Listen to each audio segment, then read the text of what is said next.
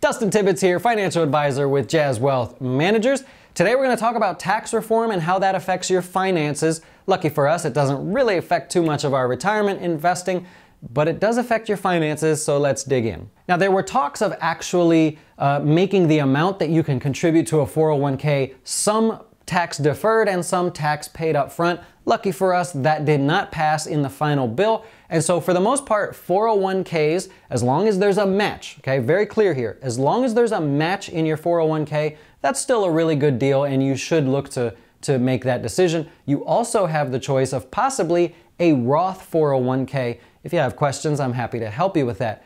But as far as the 401k, that has really no effect because of the tax reform, so we're good to go. Now, if you have an investment account, maybe a Roth IRA or a traditional IRA or that 401k at work, then you've probably seen a pretty nice increase in it of late, because what happened is tax reform actually lowered the corporate tax rate.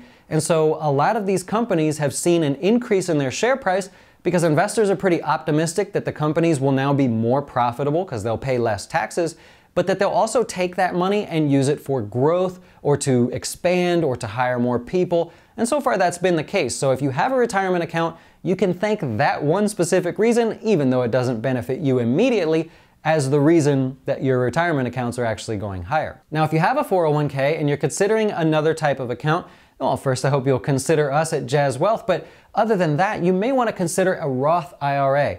Now, don't take this as specific advice for you. We should probably talk about it. But for the most part, you have a 401k that is tax deferred, and then you'd have a Roth IRA, which is tax paid up front. So they kind of complement each other, and there's some really unique ways that we can use the two accounts so that when you retire, you're not just withdrawing all your money from a taxable account. Okay, let's talk about debt and tax reform. Now, debt doesn't make a whole lot of sense these days, and with tax reform, it actually makes even less sense for you to carry debt.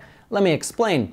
So your credit card interest that you pay is not tax deductible. If it were, then we would have a different argument. But it wasn't tax deductible before, and it is currently in the new tax reform bill not tax deductible. So I'm sorry to lead you on there, but you have to pay that interest. What used to be tax deductible was interest from a home equity loan. You used to be able to take that out, improve your house, do whatever you like with it, and deduct that interest from your taxes. That is no longer the case. So in this example, having home equity loan debt is no good anymore. It doesn't do you any benefit, and you probably should consider, finding other ways to pay for stuff.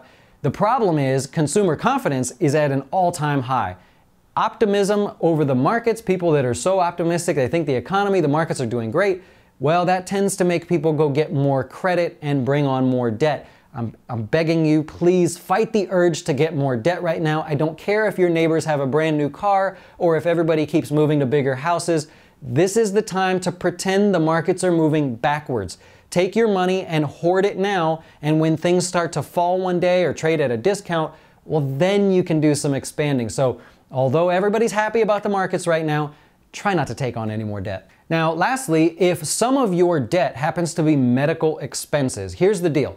It used to be that you could deduct that from your taxes provided that the medical expenses were more than 10% of your adjusted gross income. I'm not a tax CPA, attorney, anything like that. I'm just reading that straight from the IRS. Here's the thing. In the new tax reform bill, they've lowered that amount to 7.5%. And that just basically means that now if you have medical bills, there may be a chance you could actually deduct them from your taxes, those medical expenses. Now here's the little sort of catch here. This will apply for 2017 as well as 2018. See, like the corporate tax rate, that's all changing going forward. This is one of those rare ones where it's actually counting backwards. It's retroactive for 2017, the 7.5%, as well as 2018. So be sure if you're working with an accountant or, I don't know, maybe you do it online, something like that, just make sure you take advantage of that if you have medical expenses that got a little out of hand. Well, that's just a few ways that the new tax reform affects your finances. Not really a whole lot to go crazy about there. And again, I'm not a CPA. But I hope this helps, and if you're considering a Roth IRA, any type of retirement account, but you have some questions, feel free to give us a call, and we're happy to help. Well, I hope you liked that video, and if so, then there may be another one up there that you're interested in. If you're thinking of opening or transferring a retirement account from somewhere else, click our logo over here and that'll take you to our website to get started. Or you can then click Chat with Jazz and I'll be happy to answer any questions you have. Thanks for watching and I hope to talk to you soon.